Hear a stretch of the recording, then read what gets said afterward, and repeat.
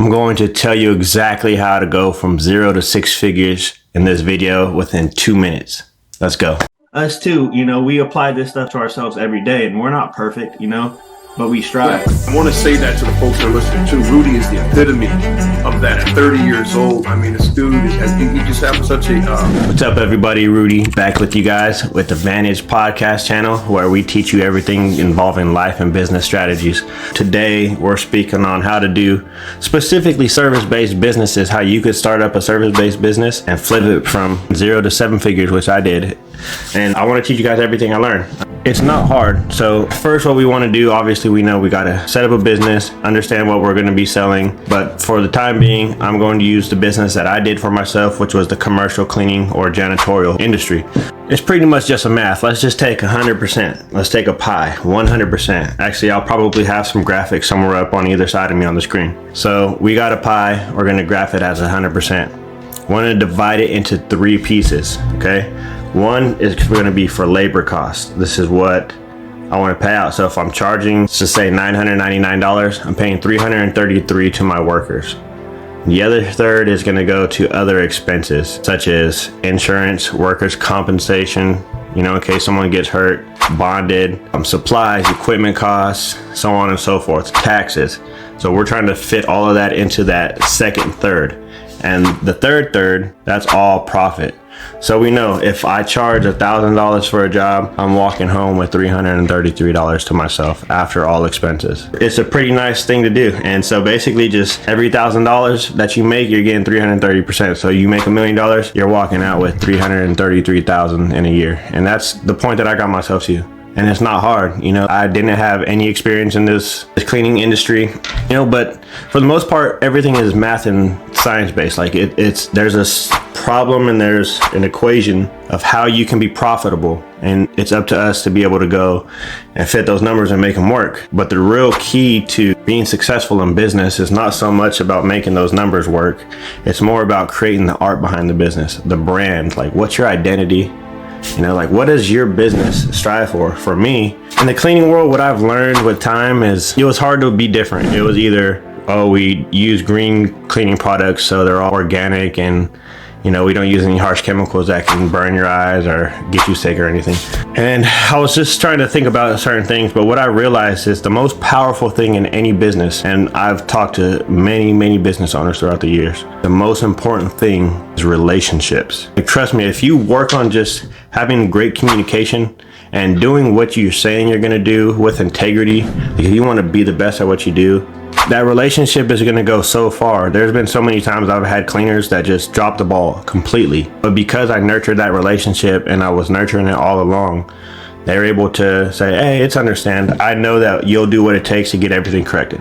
How do you speak to people? How do you make them feel? Like when you have the ability to somewhat in a way be vulnerable, to kind of just go out your way to bite your tongue and say some things to make someone feel good that you don't really want to say, but because you're the bigger person, because you know how to control how you want this situation or this interaction to go, you're willing to go above and beyond, because we go above and beyond the ego. Like the ego is not for us. We're not ego people. You're not going to get far if you're driven by ego. Let me tell you that right now.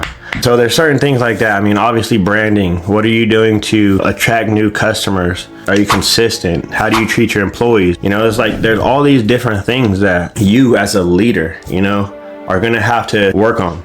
And so going into it even deeper, because I don't want to spend a lot of time on the little things. I want to give you guys the numbers, how to get it done. The next thing is going to be, we want to split the business up into 3 categories, okay? 3 main categories. The first one is going to be the administrative side of the business. This is going to be all the paperwork, dealing with the IRS, sending emails to clients, all that kind of good stuff. Anything that you would do in an office. Second one is going to be operations. This is the second big portion of the business that you need to focus on. Operations. This is all the labor. This is all the cleaning itself. And third is sales. The sales side is like, what are we doing to market, bringing new clients? Like this is its own operation. So if you can see your business into 3 categories, I only want you as the business owner to work on one. And I get that at times because I had to do all 3 at certain points.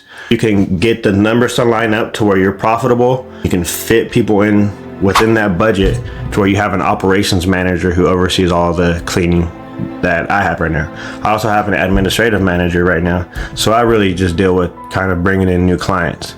That's really how you break it down. Like I said, I break everything down into 3. That's what Vantage is about. And then the last thing I want to do is, once we understand our KPIs, which is our key performance indicators, this is going to be things like, how much money am I spending to bring in a client, or how much money am I spending to bring every 1,000 people to my website, or how much does it cost me to get 1,000 people to click on my website link, or, you know, there's so many different indicators, but the ones that we're going to focus on today that's going to be able to allow you to make more money, and this can grow your business in 30% and just with this one method. The first one is understand how much it costs you to acquire a client.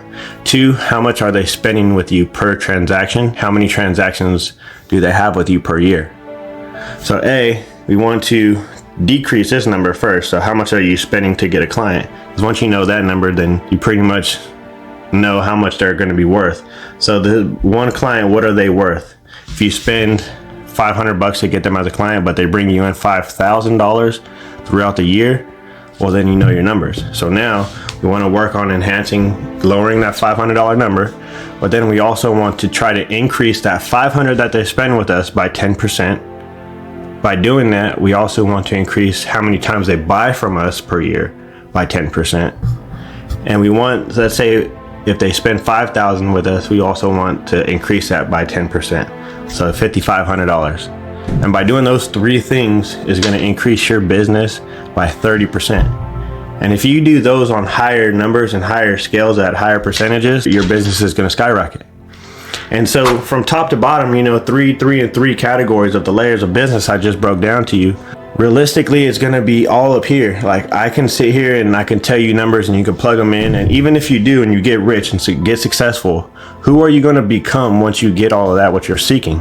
You know, if you get all that money, is that going to make you a better person? At the end of the day, what's more important, the person that you become or the physical items that you get? At the end of the day, they say money can't buy happiness and all this kind of stuff. And it's true to an extent. It can allow you for freedom, which can allow you to be grateful for things and do things for others. But that's what I'm saying. Are you going to become that person that does for others, or are you going to become ego and greedy and you want to just stand on people and make other people feel less so you can feel more because you're making more money? So the more important thing is just being resilient and understanding, like, who am I becoming in the process? Like, I can guarantee you, I would never want to mess up somebody's life by letting them and teaching them how to make more money than they can handle, because I don't want to be responsible for them getting all that money and ruining their lives or even the lives of others. Like, if you choose to work with me, which I highly recommend, you actually should click the link down below and schedule a one-on-one call with me right now.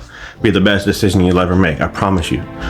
If you decide to work with me, I'm going to make you so strong-minded and so grounded to the core of yourself that you will never change the version of yourself that we're going to build you into, because it's going to be the closest version to yourself that God wants. And it's not going to be me doing the work, it's going to be you doing the work. I just know how to teach you how to find that version of yourself, because I've done it to find the version of myself that I feel like I can be as close as I can to God. And so I hope this video really gave you some insight into business, and to where at the end of the day, business is just an equation. Realistically, it's all just numbers, and you're fitting in numbers into different categories. And if you can do that, then you're going to end up with an equation and a solution. But like I said, the more important part is the art behind it.